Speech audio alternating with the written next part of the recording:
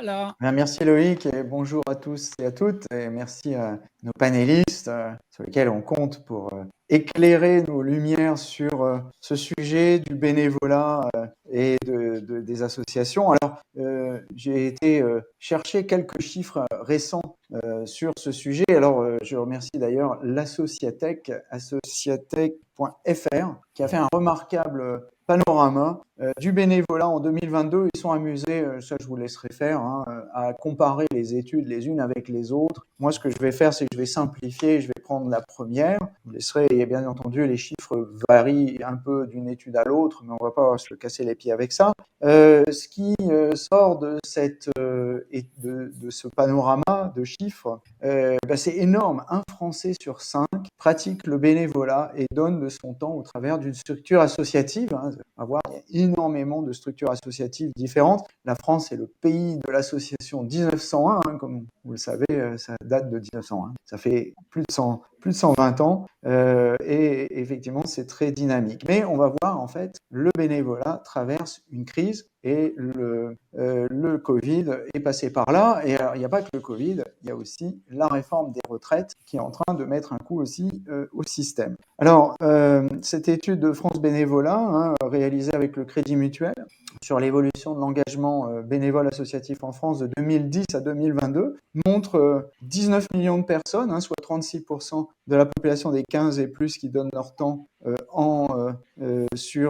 gratuitement pour les autres ou contribuer à une cause, dont 11 millions dans une association. Voilà, ça fait 6 millions dans un bénévolat direct de proximité hors famille ou structure associative. Alors selon cette même étude, c'est ça qui est intéressant, c'est de voir l'évolution. Elle est passée de 23% donc des Français en 2010, 25% en 2013 et 2016, et puis ça a fléchi légèrement en 2019, donc c'était avant le Covid, 24%, et une baisse, qui est observée aussi chez les plus de 50 ans.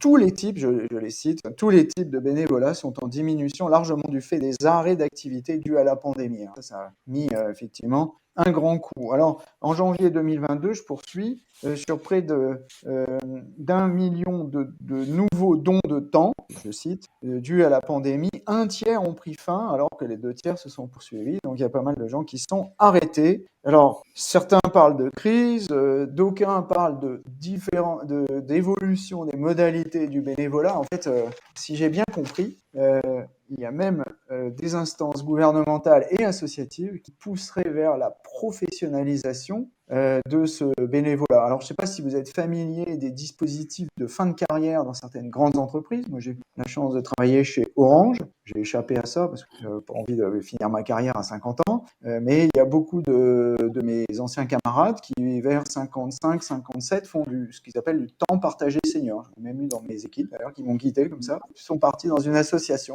prêtée par l'entreprise. L'entreprise les paye. Donc, c'est une forme de professionnalisation. Ils sont payés par l'entreprise et ils travaillent bénévolement. Enfin, Alors, faut pas confondre le mécénat de compétences et le bénévolat, c'est deux choses bien distinctes. Parce que, en l'occurrence, là, c'est du mécénat de compétences. Et le mécénat de compétences, c'est la mise à disposition par l'entreprise des salariés à destination de l'association bénéficiaire. Et dans ce cas, il faut une convention tripartite entre le salarié, l'entreprise et l'association.